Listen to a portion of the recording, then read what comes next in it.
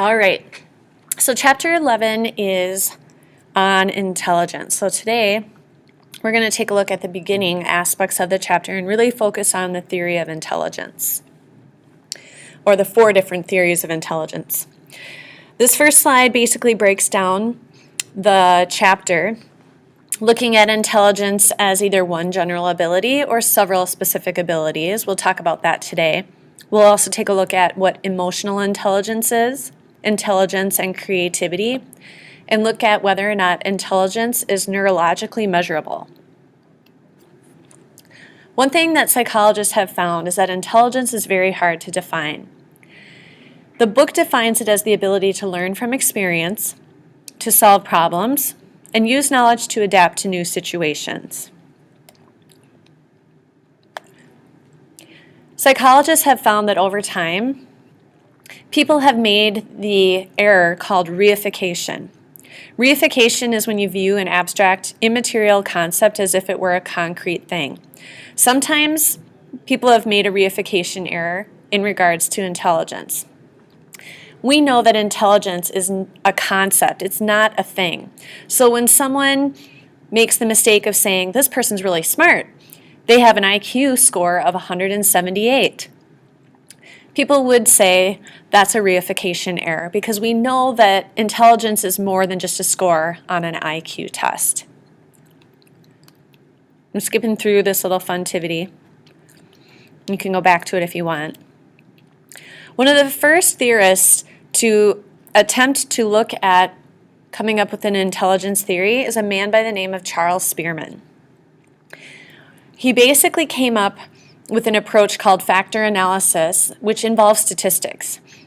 You basically, through this process, identify clusters of related items that measure common ability. And what Spearman found through factor analysis is that generally intelligent people had many characteristics that were identified through factor analysis. And so he described intelligence as the G factor. Yo, G, what up? According to Spearman. The G factor is the general mental ability. So he believed that if people were considered intelligent, that they commonly produced or had characteristics that you could actually argue were multiple things, whether it was good memory, whether it was fast mathematical ability, reading comprehension, vast vocabulary. He believed that if people were intelligent, they would score high in all of these areas that you could identify through factor analysis. One of his main critics was a guy by the name of L.L. Thurstone. Thurstone rejected the G factor. He didn't rank his subjects on just one single scale of general aptitude. He argued that factor analysis revealed 7 independent mental abilities. And he listed the 7 right here on the well, he didn't.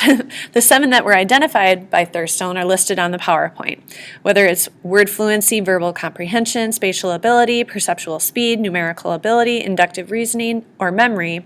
He believed that people could have strengths in 1 or 2 of these areas and be considered intelligent, and not have strengths in the other areas and still be considered intelligent.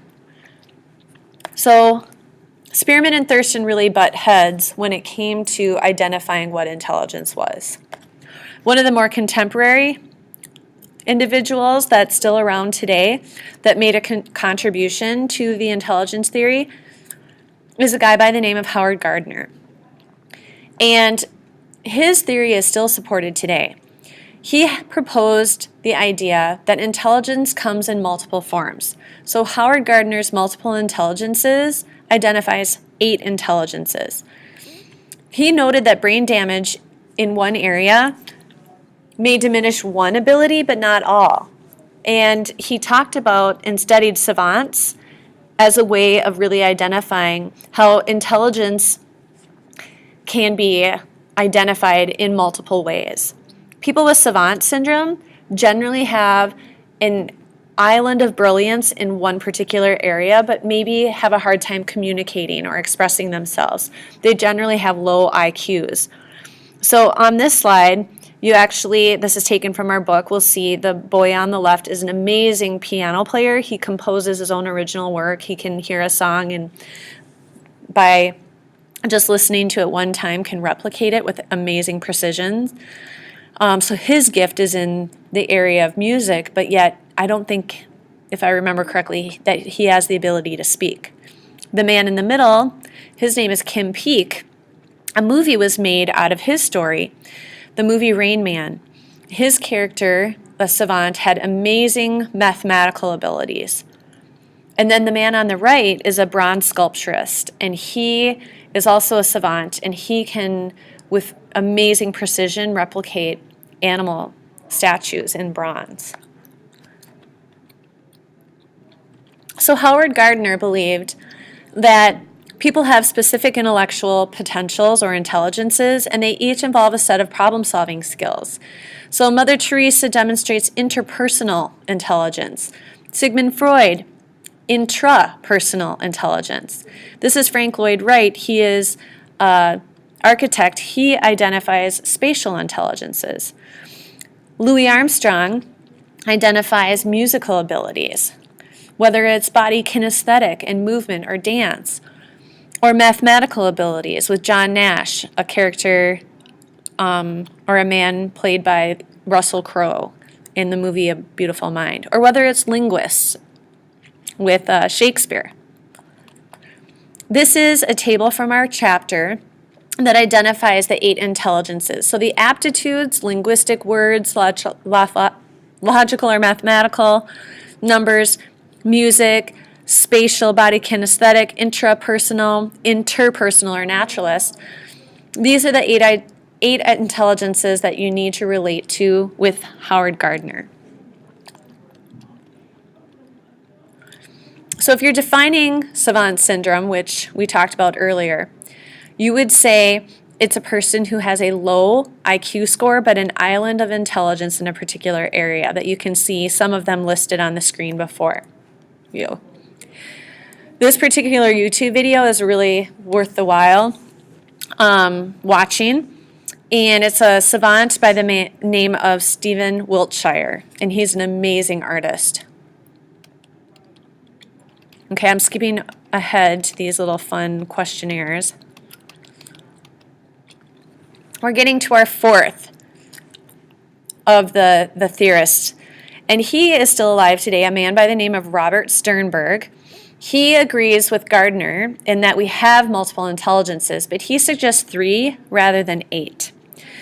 They are analytical intelligence, which is more of like your book smarts. It's what's measured by an IQ test. The creative intelligence looks at adapting to novel situations, generating novel ideas, kind of the thinking outside the box, the creative mind. And the practical intelligence is more like your street smarts or your common sense ability required for everyday tasks. I remember the Sternberg by thinking of it as an iceberg, which is kind of like this triangle here. And the berg has this 3 parts, right? The triangle, triarchical. The practical, where you apply, use, and utilize, that's more of your street smarts.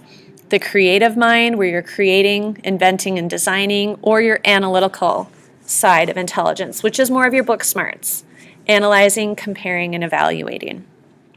So those are the 4 intelligence theories in a real quick condensed version that you need to be familiar with. Hope you have a good day.